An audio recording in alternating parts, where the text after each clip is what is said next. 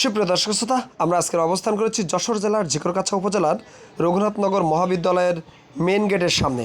তো অত্র প্রতিষ্ঠানের ছাত্রছাত্রীরা তাদের পরীক্ষা কেন্দ্র ঝিকরগাছাতে পুনর্বহাল করার দাবিতে এবং বাঁকড়া কেন্দ্রে পরীক্ষা না দিতে নারাজ থাকায় তাদের কলেজের যাবতীয় কার্যক্রম বন্ধ রেখে তারা আজকের এই মানব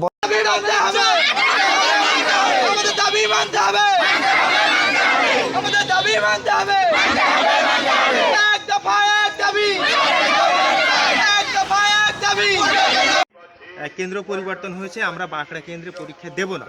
কারণটা কি আমাদের একটু বুঝিয়ে ব্যাখ্যা সহকারে বলতে হবে। ব্যাখ্যা সহকারে বোঝাচ্ছি। প্রথম থেকে শুরু করি, আমরা কলেজ শুরু হওয়া থেকে আমরা সবাই ঝিকরগাছাতেই পরীক্ষা দিই। যত বোর্ড পরীক্ষা সব আমরা ঝিকরগাছাতেই দিই।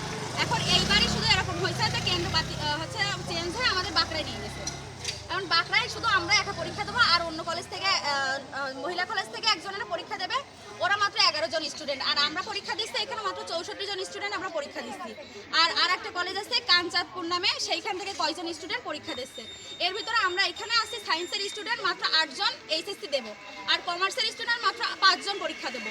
আর আমাদের গ্রামের কলেজ বলে আমাদের মনে করেন যে একদম এরকম জায়গায় ফেলে দিয়েছে যে ওইখানে দুর্নীতি হয়। বাঁকড়া কেন্দ্রে যারা এই পর্যন্ত পরীক্ষা দিচ্ছে সবাই দুর্নীতি করে পাশ করেছে। এখন ওই কেন্দ্রে সবাই জানে যে দুর্নীতি হয়েছে। আচ্ছা, আমার এখানে পরবর্তী প্রশ্ন হচ্ছে যে পরীক্ষার খাতায় আমার লেখা আমি লিখবো, হ্যাঁ, এর সাথে কেন্দ্র পরিবর্তনের বিষয়টা তোমরা মানতে পারছো না কেন? তোমাদের এই দাবিটা যে যৌক্তিক, তোমরা কিভাবে মনে করছো যে তোমাদের এই দাবিটা অভ্যস্ত না? আমরা যতবার ওইখানে দুর্নীতি হয়েছে আর আমরা ওইখানে থেকে কেউ অভ্যস্ত না। আমি সেটা বলছি না, আমি বলছি দুর্নীতি হোক। হ্যাঁ, আমি মানলাম তোমার কথা সঠিক যে দুর্নীতি হচ্ছে বা হবে। তোমার পরীক্ষার খাতায় তুমি লিখবে, সেখানে দুর্নীতির সাথে এই সম্পর্কটা তুমি টানছো কেন? টানছে আমরা কেউ সেখানে পরীক্ষা দিতে ইচ্ছুক না।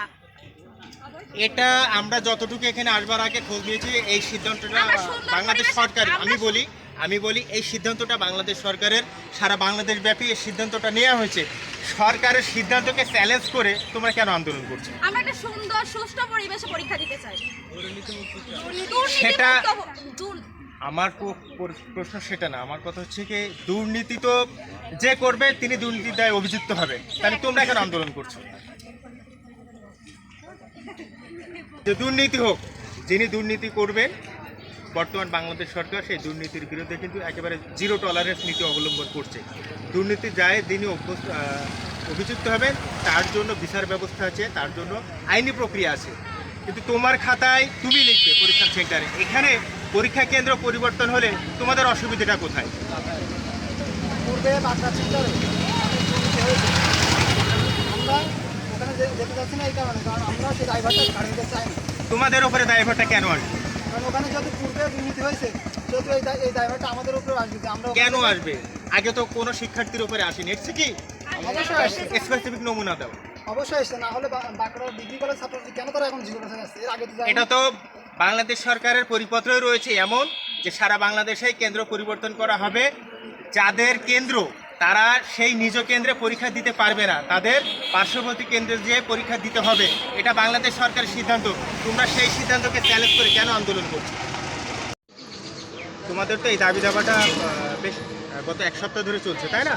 তো শেষ পর্যন্ত তোমাদের এইভাবে এই যে একেবারে গেট বন্ধ করে দেওয়া, গেটের প্রবেশ মুখে তালা লাগিয়ে দেওয়া, আন্দোলনটা এই পর্যন্ত কেন আনতে হলো?